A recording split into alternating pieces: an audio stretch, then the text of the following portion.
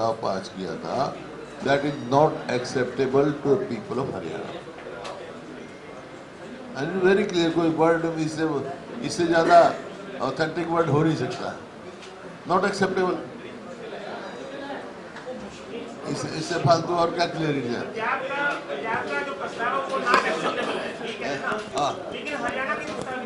हरियाणा में तो कहा ना हमने, भाई हमारे वो चंडीगढ़ हमारा है, इट इज यूटी, और उसमें there are 3 issues, different issues बताए हमने। One is water, another is Hindi speaking territory, third is capital. तो first priority is for water, सबसे पहले वही है, और वही आधार लेके जब बात चली, उसी का झगड़ा था। क्योंकि ये 2002 के ऑर्डर के बाद 2004 में जो इन्होंने किया, एब्रोगेट किया, तो ये जो प्रेसिडेंशियल रेफरेंस था इसी बात का था।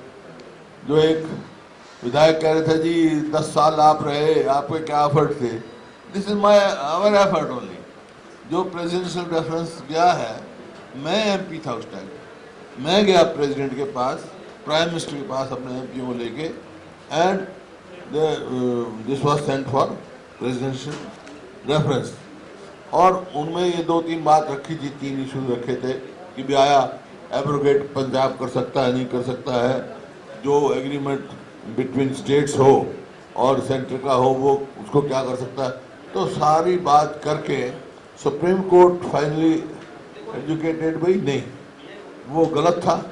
तो 2002 का ऑर्डर था, वो इम्प्लीमेंट हुआ, तो एग्जीक्यूशन की क्या जरूरत। अंतिम होना यह है कि हमने कहा है, ऑन द फ्लोर ऑफ कहा भाई हम साथ हैं, चीफ मिनिस्टर के, प्राइम मिनिस्टर से मिले, प्रेसिडेंट से मिले, गवर्नर से मिले, और इसको इम्प्लीमेंट कराएं। चंडीगढ़ में 7.1 उनका भी था, बाकी 60-40 जो रिमेनिंग में हरियाणा का है, जितने दफ्तर वगैरह है, but it is a UT. अब तो सेंटर ना ये हरियाणा का है, ना पंजाब का है, ना हिमाचल का है, ये तो यूनियन टेरिटरी है। Chandigarh is union territory, it is neither owned by Haryana nor Punjab. अभी नीति आयोग की रिपोर्ट आई है 2020-21 की, और भी बढ़ गया होगा। उसमें 11.6 जो है पॉपुलेशन जो है वो हरियाणा की, it is living beyond below poverty line. इसका मतलब क्या है कि 30 लाख लोग जो हैं जिनकी इनकम 29 रुपये रोज से कम है इन रूरल एरिया, और 33 रुपये रोज से कम इन अर्बन एरिया।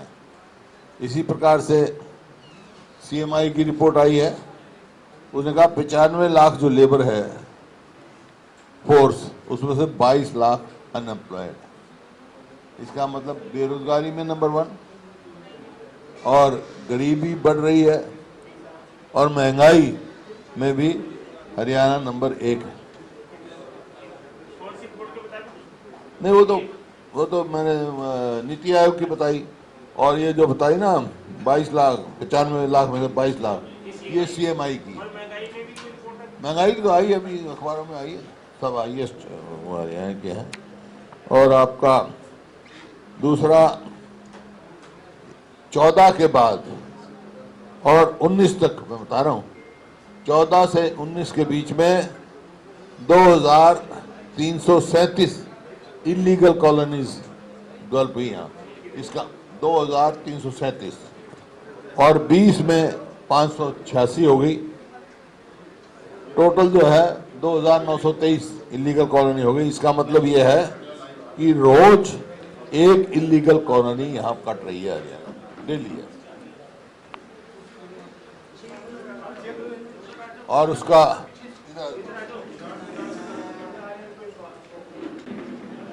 उसका एक कारण ये भी है कि कोई तो इन्होंने हुड्डा की कॉलोनी काटी नहीं, और जो है वो ई ऑक्शन में चले गए। इसका मतलब जो जिस पर्पस से हरियाणा अर्बन डेवलपमेंट अथॉरिटी बनी थी, to provide plot at reasonable price to middle class और गरीब आदमियों को।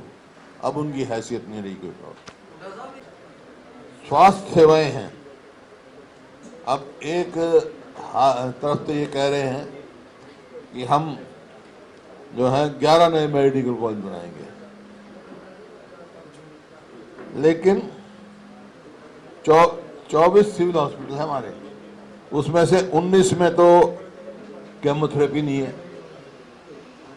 19 में एमआरआई नहीं है, 4 में सीटी स्कैन नहीं, 5 में डायलिसिस का प्रावधान नहीं और 20 में कैथ लैब नहीं। और स्टाफ की शॉर्टेज है कितनी, हर जगह। और जो कोरोना काल में 2200 के करीब हेल्थ वर्कर वगैरह वो लगाए थे, वो उनको टर्मिनेट कर दिया। रेगुलाइज करना चाहिए था जिन्होंने अपनी जान जोखिम में डाल के सेवा की। जो कहा था भाई डबल हम तनख्वाह देंगे, वो भी वापस ले लिया। इसी प्रकार से आप सफेदों में 13 में तो एक भी डॉक्टर नहीं, सफेदों में 13 में से एक भी डॉक्टर नहीं है। 13 पोस्ट हैं, एक भी नहीं। ये विधानसभा में क्वेश्चन का आंसर में आई है। तो अब इस बात का अंदाजा लगा सकते हो। इसी प्रकार से आपका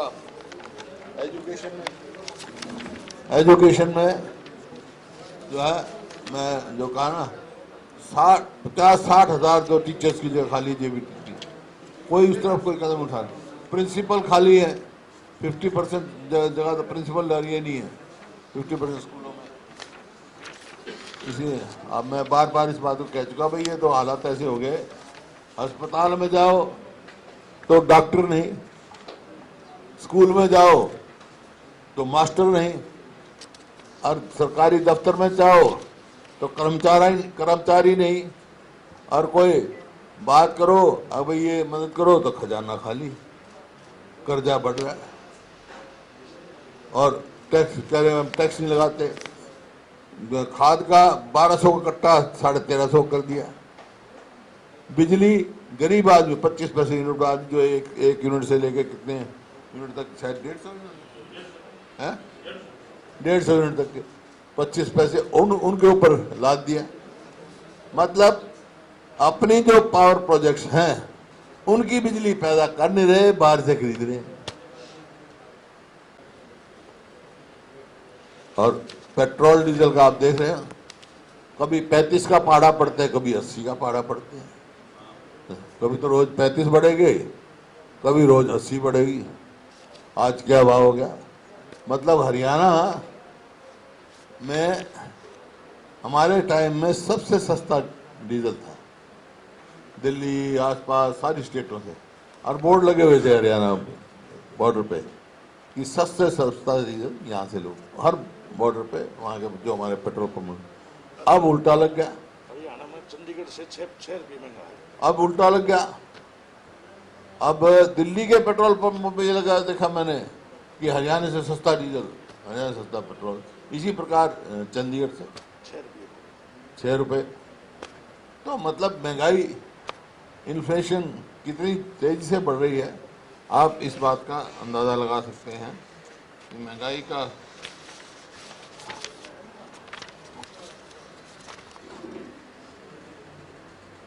बेरोजगारी की मैंने बता दी आपको। बेरोजगारी जो है पूरे देश में सबसे ज़्यादा हरियाणा में बेरोजगारी।